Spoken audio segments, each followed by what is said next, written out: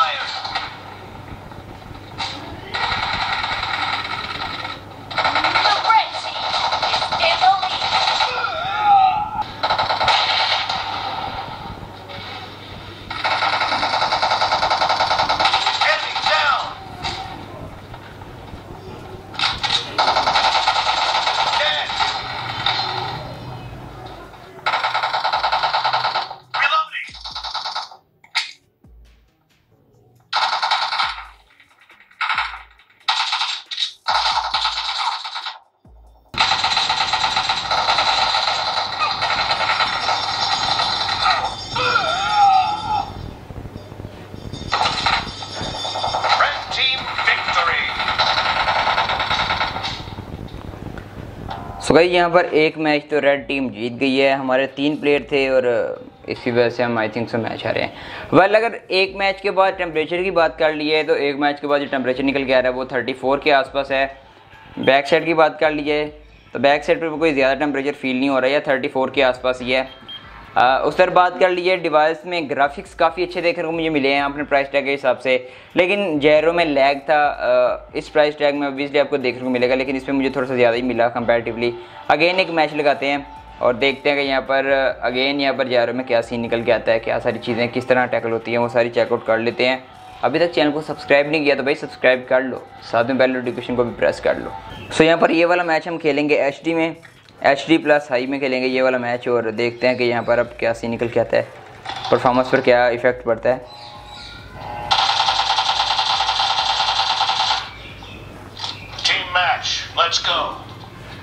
यहाँ पर gyroscope on है लेकिन भाई डिले बहुत ज़्यादा, लाइक एक 1.5 सेकंड का यहाँ पर डिले आपको देखने को मिलने वाला है।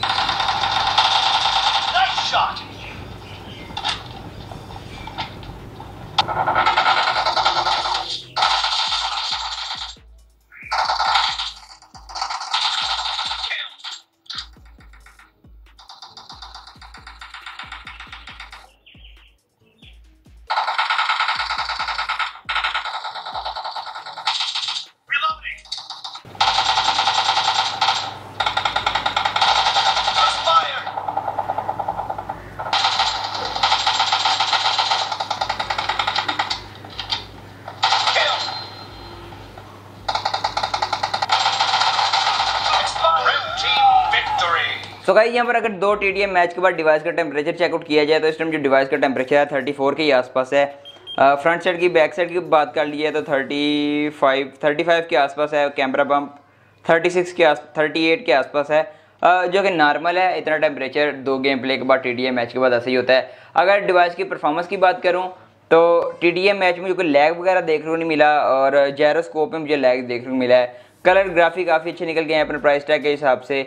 और अगर आप इसको डेडिकेटेड PUBG के लिए लेना चाहते हो डेफिनेटली आप इसे कंसीडर कर सकते हैं। जायरोस्कोप अवेलेबल है लेकिन उसमें लैग हैं, ऑब्वियसली लैग अवेलेबल है। बाकी क्योंकि इस प्राइस टैग में कोई भी डिवाइस G80 पर 5 प्रोवाइड नहीं कर रही और जो कर रही है उसमें जायरोस्कोप भी अवेलेबल नहीं है, तो यही आपके पास I think so fun option है। यहाँ पर आप G85 के साथ 25,000 के प्राइस टैग में जायरोस्कोप हासिल कर सकते हैं। बाकी आपको क्या ओपिनियन है इस डिवाइस के बारे में। उस तरफ यहाँ पर डिवाइस की बैटरी ड्रेन की बात कर लीजिए तो यहाँ पर इस टाइम जो बैटरी हो रही है वो हो रही है 79 के आसपास। मैं एग्जैक्ट चेक कर लूँ, यस यहाँ पर 79 के आसपास हो रही है। जो टाइम हो रहा है वो हो रहा है 2:04।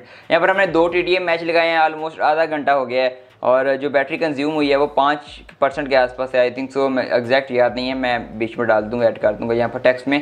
तो मतलब यहाँ पर बैटरी कम कंज्यूम हुई है। 6000 mAh की बैटरी, यही मैं कहता हूँ कि भाई 10 वोट तो दी गई है आपको, जो कि 18 वोट होनी चाहिए थी, लेकिन 10 वोट अगर आप एक बार चार्ज कर लें, आप इसको चार्ज करने में कामयाब हो जाए 100%, तो आपका काफ़ी अच्छा टाइम निकाल जाएगी। आपके 2 दिन तो इजीली निकाल जाएगी। अगर आप नॉर्मल यूज़र हैं तो मे भी इससे भी ज़्यादा निकाल जाए। तो बाकी आपकी क्या ओपिनियन है इस डिवाइस के बारे में, आप मुझे कमेंट सेक्शन में लाजिमी बताइएगा कि आप इस डिवाइस को 25,000 के प्राइस टैग में, जो कि ऑफलाइन में 23,500 के आसपास आपको देखने को मिल जानी है, क्या इस प्राइस टैग में आप इस डिवाइस को PUBG के लिए कंसीडर करते हैं या नहीं करते।